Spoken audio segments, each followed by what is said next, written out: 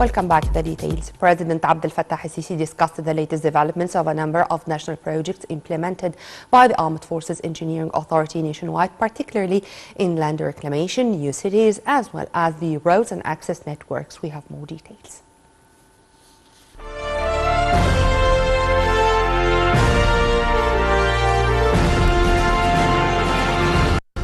President Abdel Fattah al-Sisi held a meeting on Saturday with the head of the Armed Forces Engineering Authority, General Ahmed Al-Azazi, and Presidential Advisor for Urban Planning, General Amir Saeed Ahmed.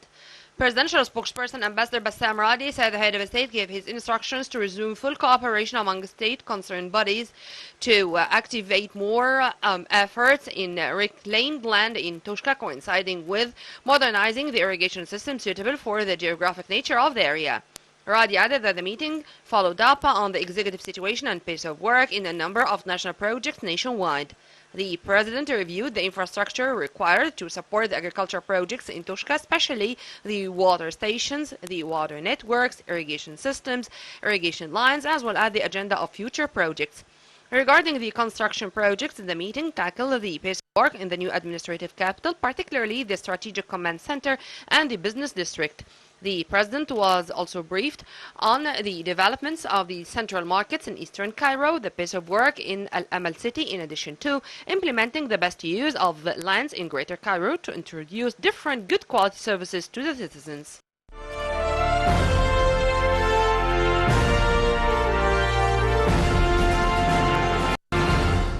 Also on Saturday, President Abdel Fattah al-Sisi held another meeting with the CEO of the Arab International Optronics Company, General Tariq Zaghloul, and the company's General Director, General Tariq Al-Khatib.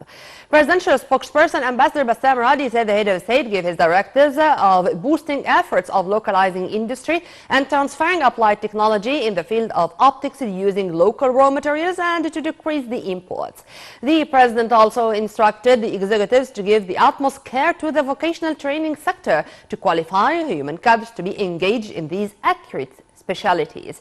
Radi highlighted that the meeting reviewed the current and future projects held by the company in partnership with international counterparts and their implementations in the defense systems.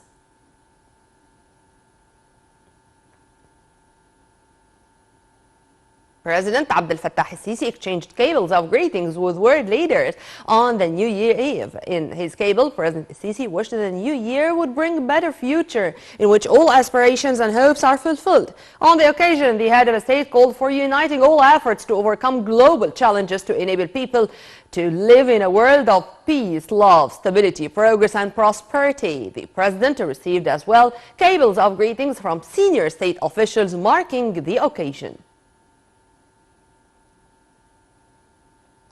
And to the Ministry of Interior, which has taken all necessary measures to secure the celebrations of the New Year, where all security forces were on high alert.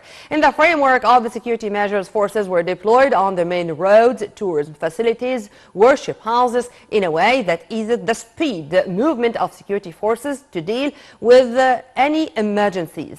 High-trained and professional soldiers are deployed in the places which are mostly crowded with citizens celebrating the New Year and Christmas.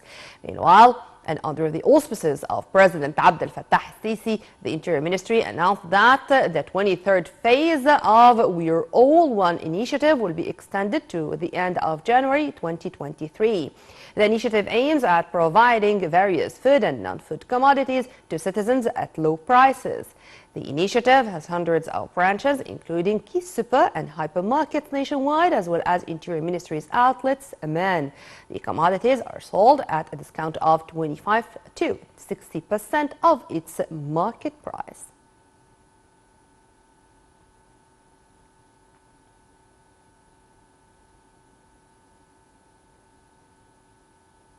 The Egyptian embassy in Mogadishu handed over a shipment of humanitarian aid provided by the Egyptian government to Somalia. According to the statement released by the Egyptian Foreign Ministry, a 240-ton shipment comprising food and medical supplies was delivered with contributions from Al-Azhar, the Ministries of Defense, Health and Population, Social Solidarity, and the Egyptian Red Crescent in coordination with the Foreign Ministry. It comes within the framework of distinguished relations between the two countries and the Egyptian police political leadership's keenness to support the Somali government and people to confront the drought and that the country has been suffering for several years. The Palestinians on Saturday welcomed a vote by the United Nations General Assembly requesting that the International Court of Justice, the ICJ,